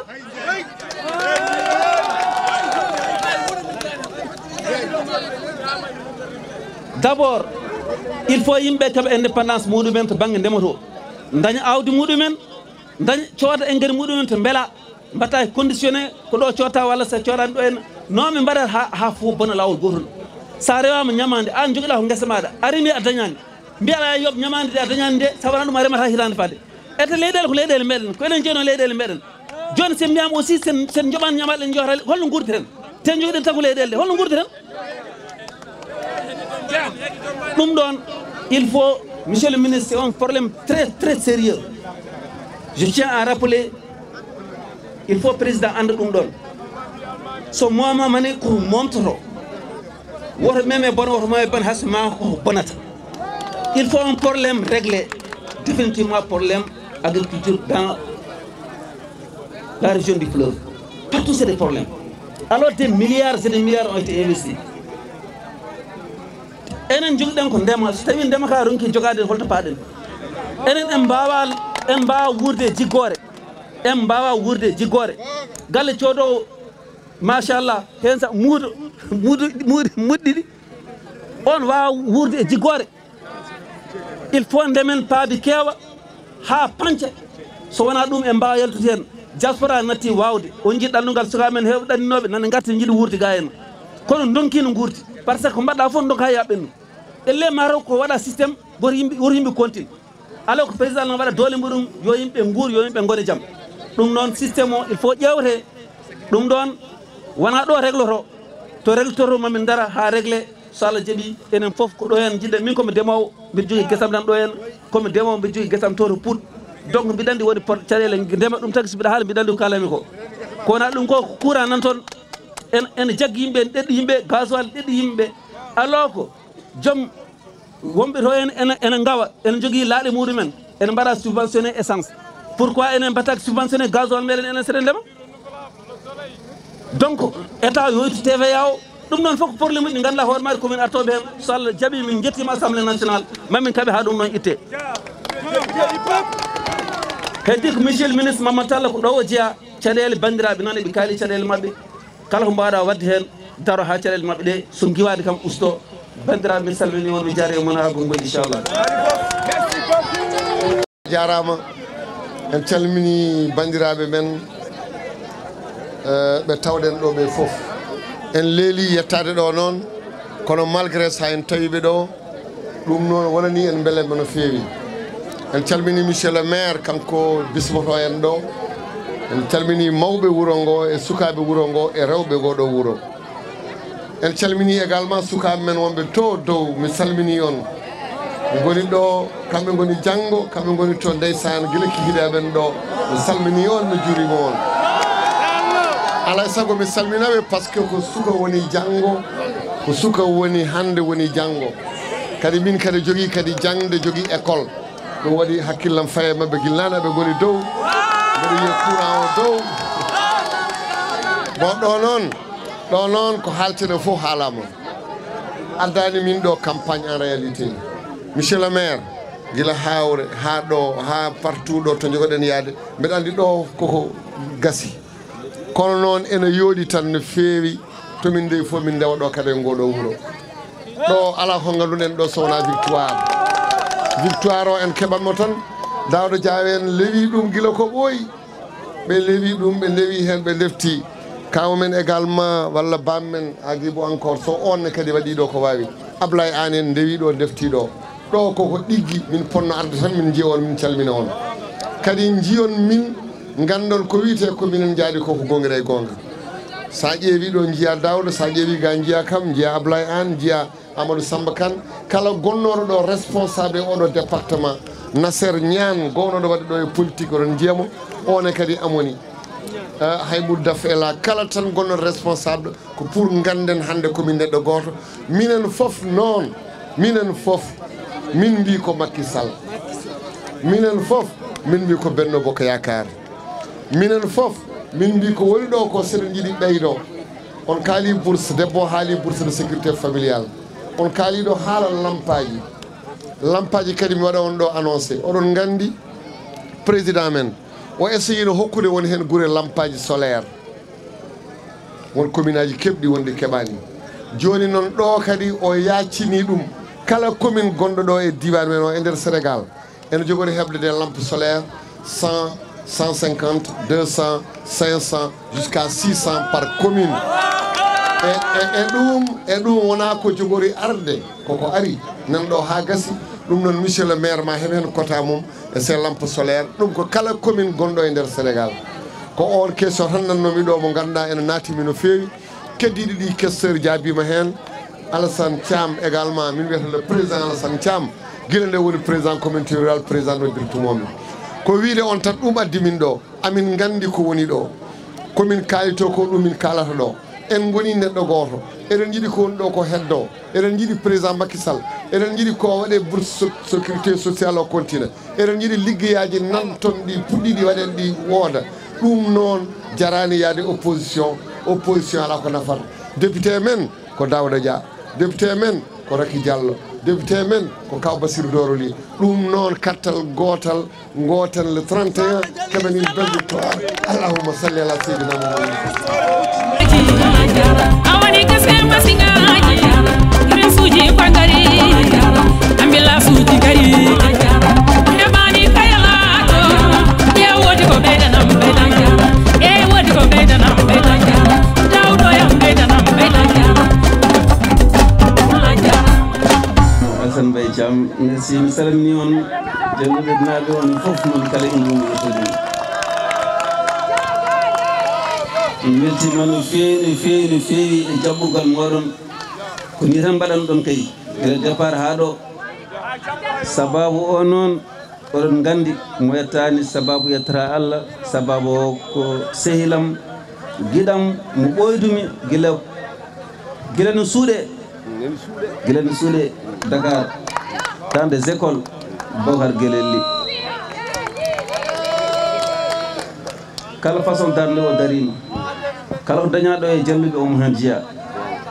kono kadi mi salmini bandiraɗo debbo tiiɗo mo hono muɗum weeɓani cuusɗo pelliɗo gondaɗo e kala saaha Habib Dia walla mum ɗo eno jeeyi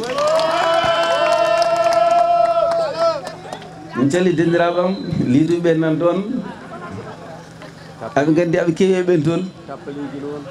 Alassane Thiam ko haala caggalam de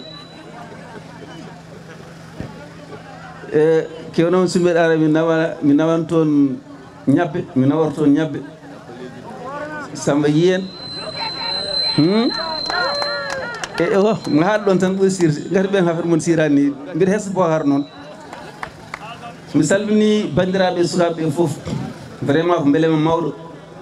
mbiɗa wawi wiide min gartani ga hen campagne min gari tan ko hollidde on minen responsable uji politique gonɓe département de Kanel particulièrement le ministre Mamadou Talla e kala responsable gonnoɗo ɗo hen eɗen gandi min keeɓino jiiɓor min keeɓino ceergu e nder élection locale o wona haydara noon ko élection locale wayi noon élection locale hen saji hay ɓiɓe yummana ceerta kono ceertata tan koye saaha mo élection o so élection ɓenni yo yaadu e ceera ko yaaha hande ko président Macky Sall darana ko on min cohli ko sohli ko min mbaɗan ɗum ko ɗum tagi min fof goto fof ɗacciti wonno min ndendi min goni neɗɗo goto min jaada e département fof min jiiye ɓe jiida min ganda effectivement komin mbi ko gonga e amen ko président min darani président darani ko Sénégal darani ko Fouta il faut min balla ɗum ko yiiɗi ko wawi hebde e ɗin candidature cuɓaɗi ko min e banam debbo no wiya Raky Diallo Dia Kanel e département hen kono eɗen jogui candidat goɗɗo ko niveau national ene wiye Bassirou Doro Ly ko maire commune Ndendori ɓuuri andede Yaro Lidel joni ko ɗum noon min jiiɗi noon ko département de Kanel doole gonɗe ɗo ɗe e ko président jogui ɗo ko fof yo rendu waɗa kartal gotal walla président beele président heeɓa majorité assemblée nationale o wawa gollude ko yiɗno gollude e Sénégal ko fuɗɗi ko o wawa gaynode ɗum sen garte doléance uji noon ko noon doléance uji toujours ko noon kala campagne doléance uji mbaɗat so joddima e responsable uji alay saago kalno ɗum ko jiɗɗum ko woko ganduɗa e amin mbawi wadde men ɓuurani doole amen ko mamin mbat kala kadi ko ɓuuri doole amen wondi ko ma waɗe étudier ko wayno électricité ni ɗum kadi ne woodi laabi to waɗata on kaali ko heewi leyɗe ngala courant ko caɗele mawɗe e Fouta kala wuuro en wongo ɗo hen en jogui probléme extension courant sincanuji ɗi waɗi ɗum noon kadi wonno koɗirten kadi yaadane e jamanu hannde o enen ga hen galle goto galle deɗam Samba yiiɗo en ene wona quartier ji Dakar galle goto Fouta hectare sa ƴetti 100 mètres sur 100 mètres ɗum woni hectare Dakar jaajeni ɗi galle Fouta yaaji fof ko 10 mètres 100 mètres o sa taƴi ɗum ko 10 galle dañata meɗa ɗum oga banggue daña ɗum oto banggue won galleji nogas ko leegal ɗum ɗon noon so wiyama leegal kurgal on jii no foti potoji gonata hen on jii no foti courant ji gonata hen te courant o so tawi an galle ma ene woɗɗi centre o woni to transformateur o woni ɗo courant o yettora ko galle ma no hannirta ni tawan beesi woni ko mbiyaton baisse tension ko Bocardi haalino joni ko sa woɗɗi courant o sa woɗɗi to courant o moto ɗo woni transformateur o haade courant yettade o beesat oɗon ko heddade ko 220 mouve hokkuro so woni so manque 220 o tagi appareil uji cuma ko nandi hen e ko nandi hen ɗum waɗi caɗele jiiron ene wona ɗon de ɗum tagi ma waɗi étudié ƴeewe tawi hakkude courant o e galleji jiɗɗi branche ɗi courant o no wawi jokkude ɗum jokko so wawa kadi ko ma transforme goɗɗo kadi waɗe moyen tension ade on kadi waɗi ɗon kadi on kadi reggina kadi ko woɗɗi toon ko ɗum tagi affaire courant weeɓani kadi ne seeri kala no woɗɗiri kadi ɓurata seerde donc ma waɗi étude wona tan ko mbawɗa wiide subaka goto tan mbaɗa kono ko woni ko probléme moɗon ko probléme amen noon min daaro kala no waɗirte so tawi reñani possibilité ha so goto ma on kew courant o ɗum so Allah jogui affaire réseau ɗum kam wona hunde sande sincèrement ɗum c'est pas normal réseau ɗum woni kala no foti hebde réseau ɗum kam mbiɗa wawi hokku ɗon garantie ɗum je vais régler ça moi même ɗum ɓuranimi doole mbiɗanni réseau mi régle to on va régler ça ɗum vraiment wona probléme o weddi ko noon ko ɓurimi doole ko monsieur le ministre ko gouvernement woni en ko chance meɗen ko ministre gonɗo e département de Kanel sen dañi probléme uji ɓurɗi en doole haali ko gouvernement fof gouvernement to en ngala mo nodɗen ɓuuri kanko donc ma jettimo gueɗe ɗe noon kanko yettimo président de la république calmini noon monsieur le maire monsieur le maire monsieur le maire amona ara monsieur le maire nena ara monsieur le maire nena ara monsieur le maire Seydi Sow da salamu aleykum bandiraɓe salama ngam Allah jarama no fayi jarama e beltini moon ko jabat hen seetan banggue réseau bandiraɓe waɗoɓe augmenté réseau ɗeɗo balɗe nayyi fof galle ɓe mballata aɓene ɓeyde quartier o aɓene hawre janggo ko dunde ɓe ñallata pour ɓeydu réseau ɗum kam assuré ɗum kam joni waɗa on jiiɗe haalama solution dañama ne questeur dawɗo dia régli ɗum monsieur le maire on calmini sukaɓe donc jalluɓe jiɗon ɗo ɓe en jejjitta rewɓe nak aussi mi yejjitta banam debbo ma sœur Kardiatou Talla Seydi Talla mi salmini on mi juurima on mi salmini donc les femmes rewɓe jimi ɗo ɓe addi min ɗo tan ko ha paamon jiyon ko nanana ɗon ko gandon ko gonga e gonga jiyon Daouda Dia jiyon kam ko ɗum tan addi min kono amin gandi monsieur le maire e équipe o ɓe liggima e nder commune o gowɗon hebde ko 100% vous aurez 100% ɗum amin gandi ɗum maintenant on kaaliɗo haala collége rawane en dokkiɗo woɗɗani ɗo tan à côté so tawi oɗon jiiɗi ɗo collége lawol ɓurgol yawde ngol ko monsieur le maire o yiilo terrain o winda demande o so windi demande o Allah ne andi mami hokku on collége o kono wona min tan diwatami waɗa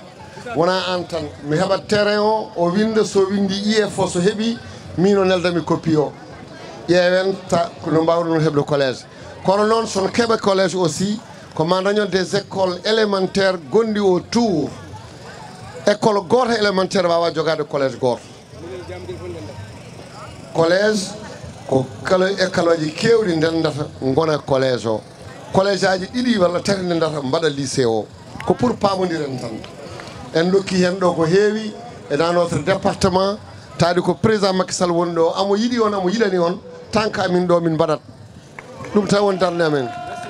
voilà donc wiide on connexion réglima banggue éducation mbaɗi no mbiɗon ni ko heddi ko on tampi 1 heure du matin paasi woɗɓe nena pada min to campagne ala ɗo ko Macky tan woni ɗo ko Benno Bokk Yakar tan ɗum wonno hanki hande ne ko benno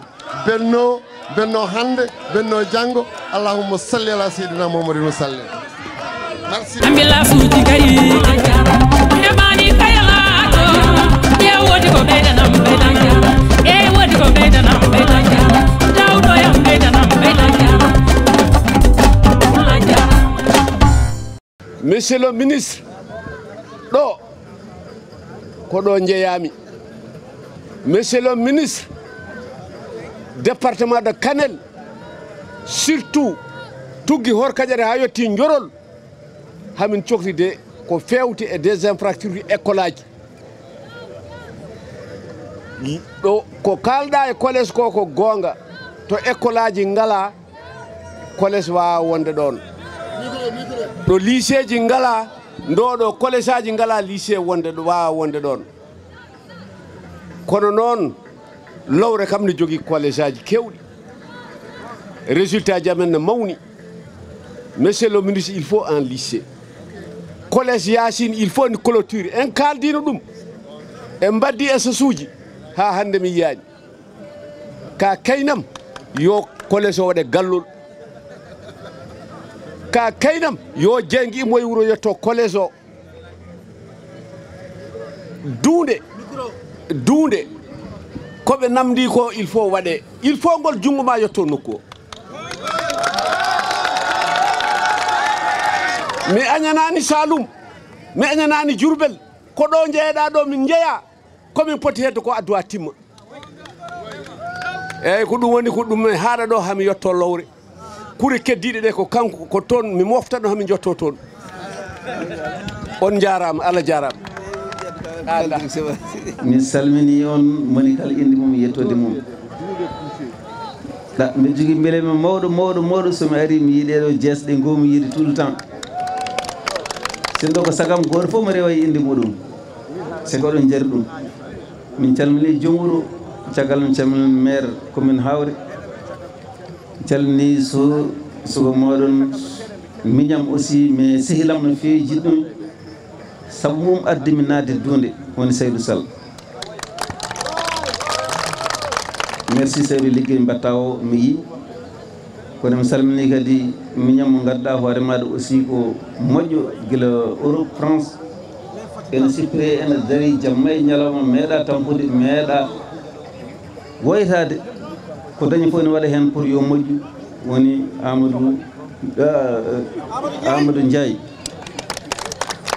Amadou Ndiaye ko kañum addi hoore mum e am wona min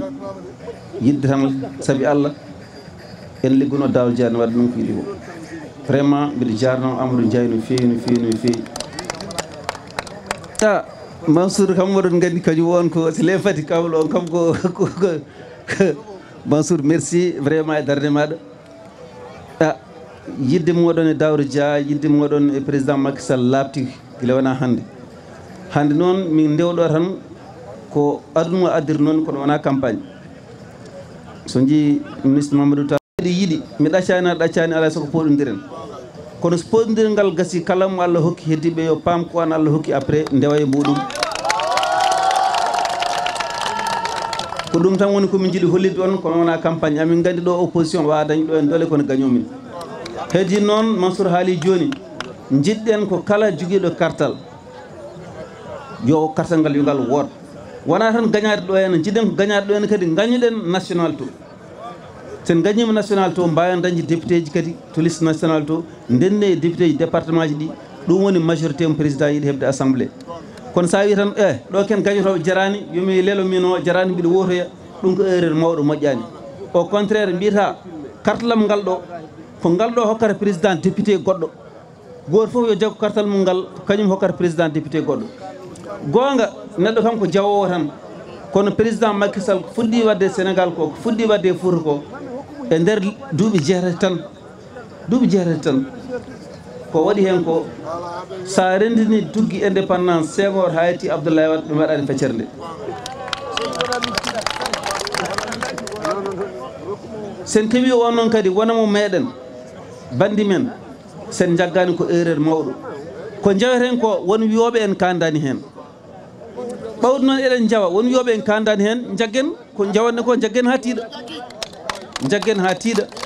vraiment min garani ɗo en campagne jammo jengui won hilfaɓe mawɓe nan ɗo ene daari min jiiɗa jurnade noon bandiraɓe duude min calmini on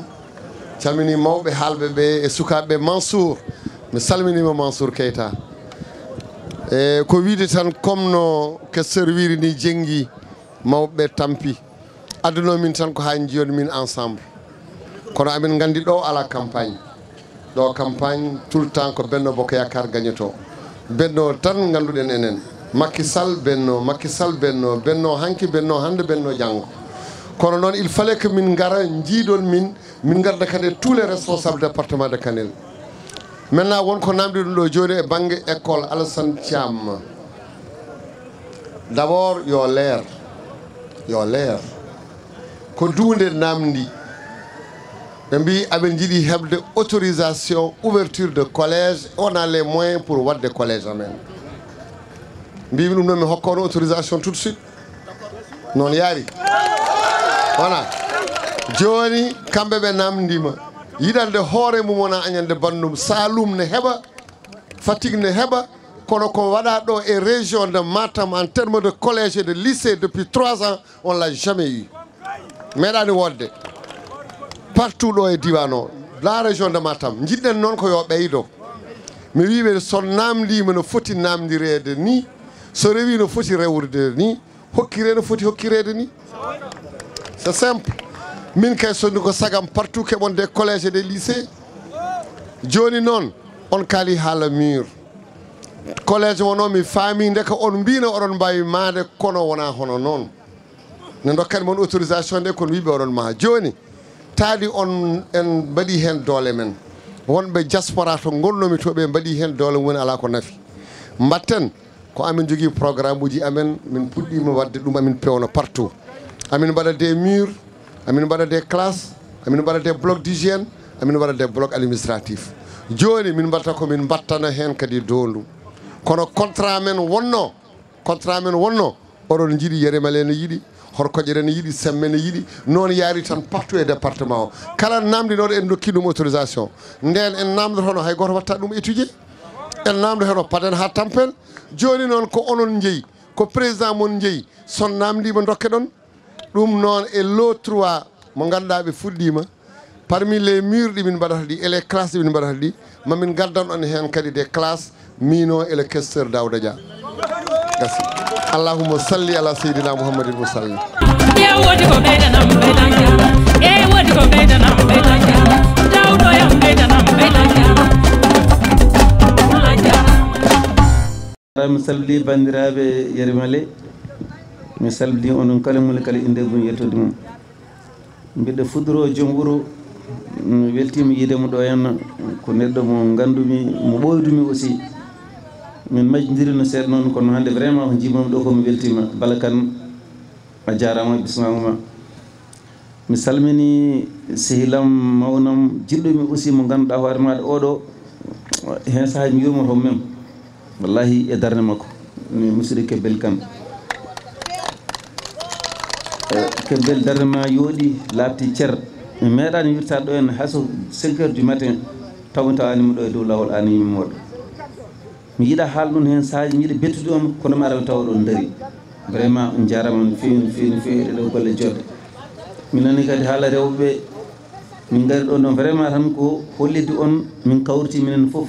mawnam Mamadou Tall nan ɗo en kanko darno ɗo joni guila subaka ko hen min goni hanki ko noon hecci ko noon min darta ko sowona campagne o gasi kono campagne onon tan ko wiide yimɓeɓe fof minen fof min gonti gotum élection locale o sernumin seeɗa hay ɗum ko c'est normal ko élection locale way noon élection locale so ɓenni noon hankkadi gañiɗo yo min jaɓan ɗum ko kañum gañi kañum Allah hokki e ɓe gañaki ɓe aussi jaɓa yarude muɗum e nder intérêt commune o walla intérêt département o hande noon ko ɓuri wadde dole ko ko ɗum rendini min woni président Macky Sall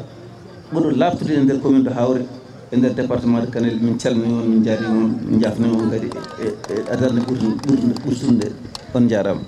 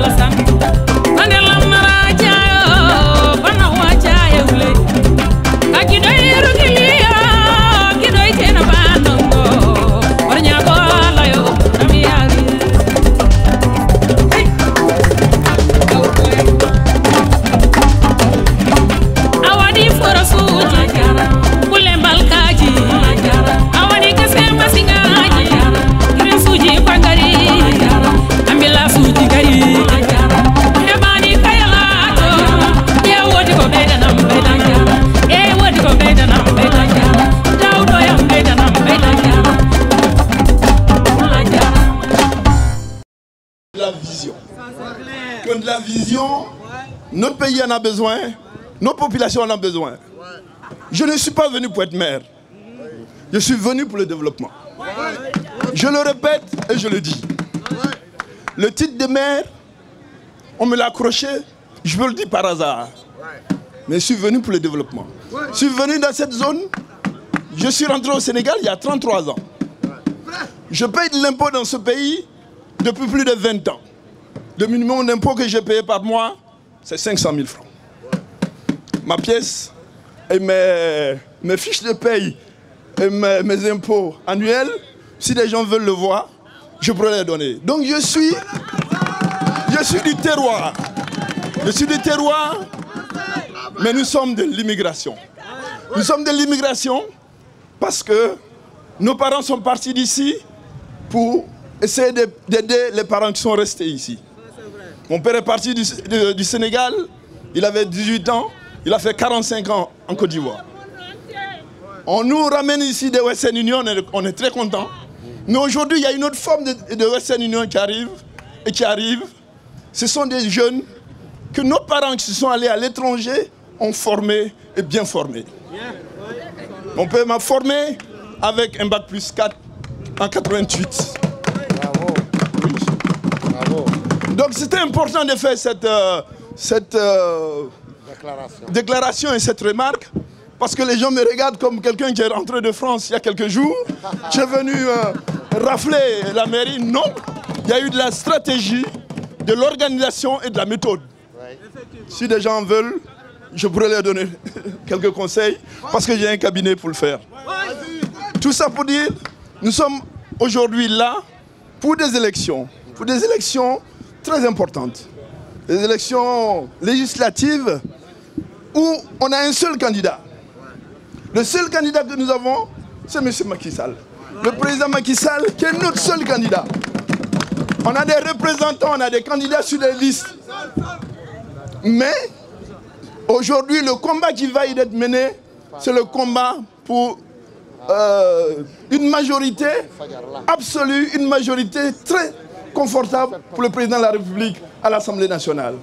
Donc, population de la commune de Bokilagui, population du Loiret, je vous invite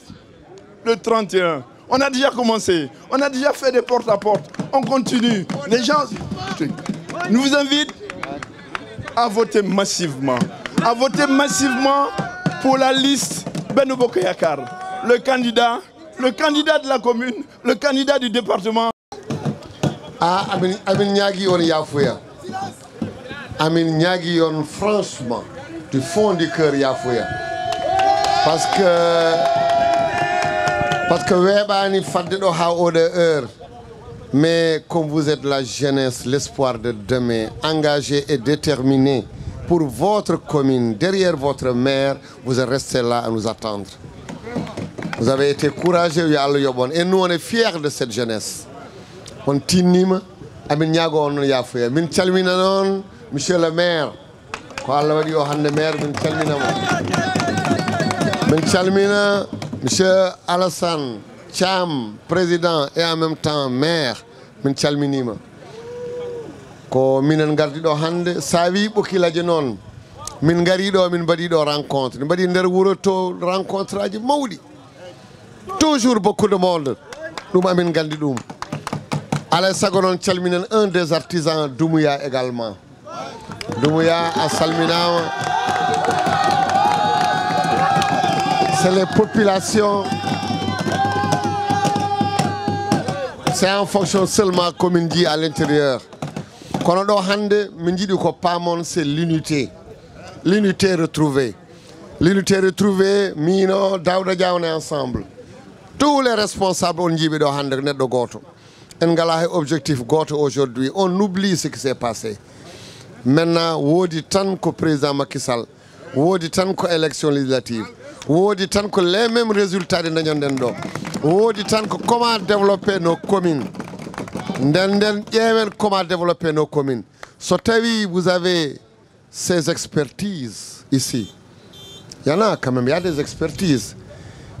Avec cette mentalité nouvelle, cette jeunesse donc déterminée et engagée. il y a de fortes chances que nous puissions réussir ce que nous voulons pour Bokiladje.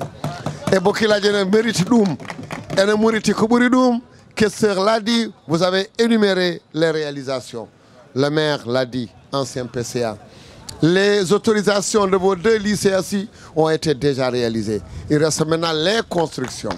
Ça a été déjà autorisé à les arrêter. Maintenant, on va les construire. Vous le méritez. Covid on tan,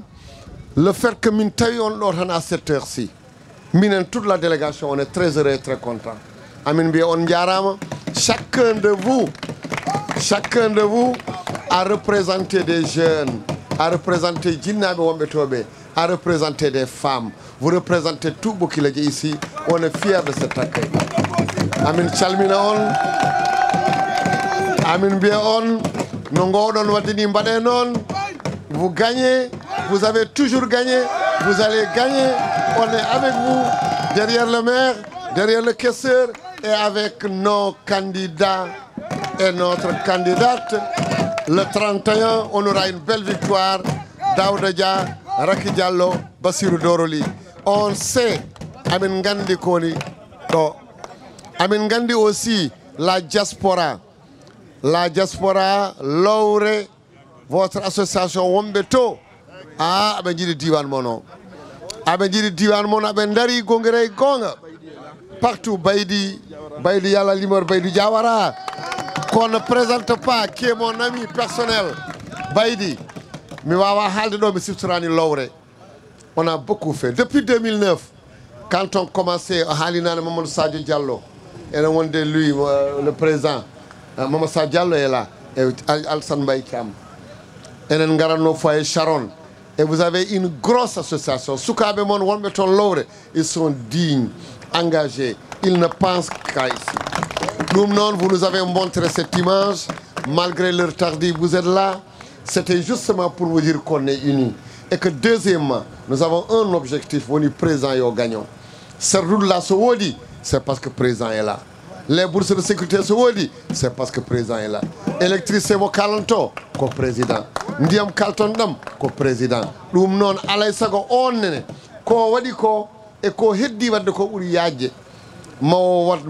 transformer le Sénégal. Ko woni dans le plan Sénégal émergent, ndiren dum gite men. So wiyanoma autoroute ko 33 km hande abona yara Touba. So wiyanoma train arata do hande aduna fo ne yeɓete men. So wiyanoma pétrole arata ou gaz Allah addi pétrole et gaz. So wiyanoma hay football ala ko gonden en gaddi coupe du monde. Kala domaine mo ƴettuɗa tout est vert, tout est beau, tout est bien. Président mon ko président ngotane nos députés et on gagne largement. Allahumma salli ala sayyidina Muhammad. Merci.